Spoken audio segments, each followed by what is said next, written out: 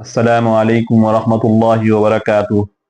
मेरा नाम डॉक्टर उमर शहाब है और इंशाअल्लाह आज हम लोग इस वीडियो में बात करेंगे कि अल्लाह ने हमारे रास्ते में चलने के कैसे क्या आदाब बताए हैं।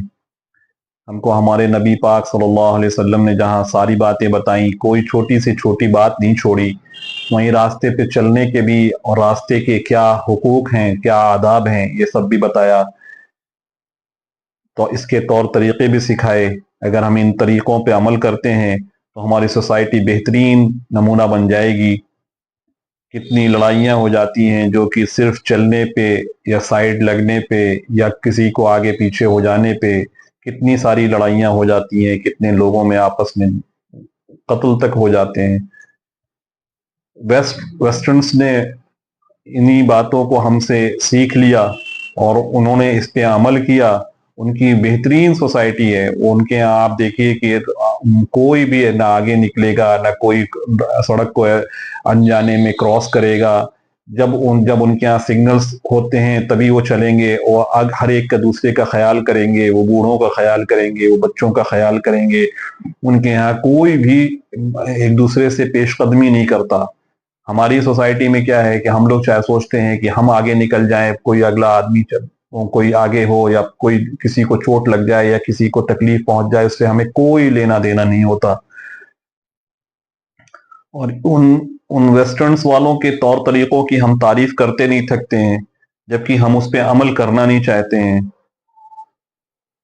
और हमने उन चीजों को हमने छोड़ दिया, उन्होंने अपना लिया और उस पर आज वो कितना आगे बढ़ गए। सबसे पहली चीज कि जिसका हमको ख्याल रखना है कि रास्ता सबका है और हर आदमी का इस पे पूरा हक है चलने का। आज हमने हमारे घरों पर कोई भी जरा सी कोई छोटी सी तकरीब होती है तो सबसे पहले हम क्या करते हैं कि हम रास्तों को घेर लेते हैं, रास्तों को हम बंद कर देते हैं। हमने उस पर शामियाने लगा दिए, टेंट लगा दिए, कुर्सियां लगा दी कि भाई इधर से कोई नहीं निकलेगा। फिर चाहे कोई कहीं से निकले चाहे कहीं से ना निकले, हमसे उससे कोई लेना देना नहीं होता। हमारी सारी तकरीबात रास्तों को रोक करके होती हैं। इससे बहुत बचना चाहिए। अभी थे एक बार अल्लाह के रसूल सल्लल्लाहु अलैहि वसल्लम में गज़वे से लौट रहे थे तो रास्ते में रात में एक जगह क़याम हुआ तो दो सहाबी थे जो नौजवान थे। तो उन्होंने जो है रास्ते में जो रास्ता था मेन शहरा थी उस पे जो है उन्होंने क़याम कर लिया, उन्होंने अपना खेमा लगा लिया, अपने बिस्तर लगा लिए। तो अल्लाह के रसूल सल्लल्लाहु अलैहि वसल्लम तक जब ये बात पहुंची है तो अल्लाह के रसूल सल्लल्लाहु अलैहि वसल्लम ने एक फरमाया कि इनको सफर का सवाब इनको नहीं मिलेगा, इतनी बड़ी जिहाद का सवाब से महरूम कर अल्लाह के रसूल सल्लल्लाहु अलैहि वसल्लम ने बताया। क्यों? इस वजह से कि वो रास्ते को रोकने की जो है उसकी ममानियत की वजह से। दूसरी चीज कि रास्तों में हम जो है हमारी कोई भी हमारा फंक्शन होता है, कोई भी हमारे यहाँ त्योहार मनाया जाता है तो पता चला कि रास्तों में बड़े बड़े लाउड स्पीकर्स लगा दिए और उसकी वजह से जो है माइक्स बांध दिए और उन पे नातें पढ़ रहे हैं, कव्वालियां पढ़ रहे हैं, उस पे जो है तकरीरें हो रही हैं, रात रात में बयान हो रहे हैं। इससे क्या होता है कि बहुत सारे हार्ट के पेशेंट होते हैं, बहुत सारे ऑपरेशन वाले पेशेंट्स होते हैं, बहुत सारे किसी के चीज का ख्याल भी नहीं करते लोग कि हॉस्पिटल है या कोई ऐसी चीज है जिसके अगल बगल में जो है वो लगा देते हैं। इससे किसी मरीज को तकलीफ होगी, किसी बच्चे का एग्जाम है, कोई मरीज है, कोई बीमार है, कोई बूढ़ा है जिसको नींद नहीं आ रही है, अब उसके लेकिन को किसी का ख्याल नहीं करते। हमको सबका ख्याल करना है। हम तो पूरी उम्मत के ख्याल करने के लिए भेजे गए थे, ना कि हम खुद ही दूसरों के लिए जहमत बन करके पैदा हो गए। इसी तरह से रास्ते का हक ये भी है कि उस पर गंदगी ना फैलाई जाए। आज हम हर आदमी बस यही कोशिश में रहता है कि अपने घर की सारी गंदगी को साफ करके अपने घर के सारे कूड़े करकट को उठा करके बस रास्ते में फेंक दिया। फिर वो किसी के रास्ते पैरों में लग रही है, किसी की तकलीफ का सबब बन रही है, इससे हमें कोई लेना देना नहीं होता है। तो इन सब चीजों से बहुत बचना चाहिए। बस यूं ही फेंक देते हैं, किसी भी गंदगी को फैलाएं, ये बहुत बुरी बात है, इससे बचना चाहिए। इसी तरह से अक्सर ऐसा होता है कि हमको पानी वानी के पाइप्स को लगवाना होता है, फिटिंग करवानी होती है, तो जहां मन किया वहीं पे खुदाई शुरू कर दिया।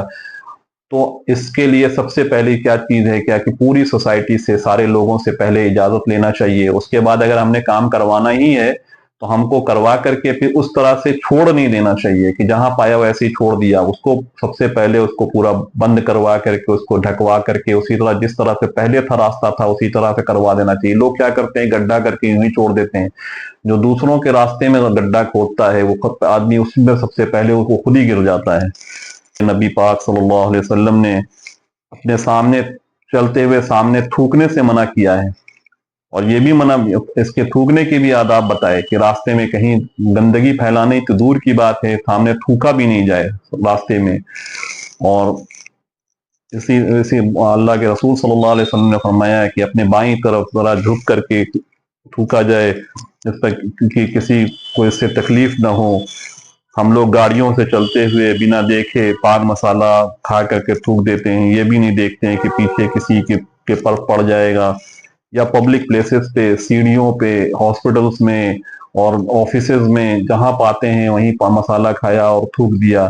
یہ اکثر ہم لوگوں کے اندر یہ بہت بڑی بیماری ہوتی ہے، یا اگر آنے جانے والوں کو اس سے بہت تکلیف ہوتی ہے، کراہیت ہوتی ہے. لوگوں کو ذرا سا بھی احساس نہیں ہوتا کہ ہم کسی کو کتنی تکلیف کا سبب بن رہے ہیں. ان سب چیزوں سے بہت بچا جائے. نبی پاک صلی اللہ علیہ وسلم نے ہر اس بات سے منع فرمایا ہے کہ جس سے دوسروں کو تکلیف ہوتی ہو. نبی پاک صلی اللہ علیہ وسلم نے فرمایا کہ راستے سے کسی تکلیف دہ چیزوں کو ہٹانا بھی صدقہ ہے.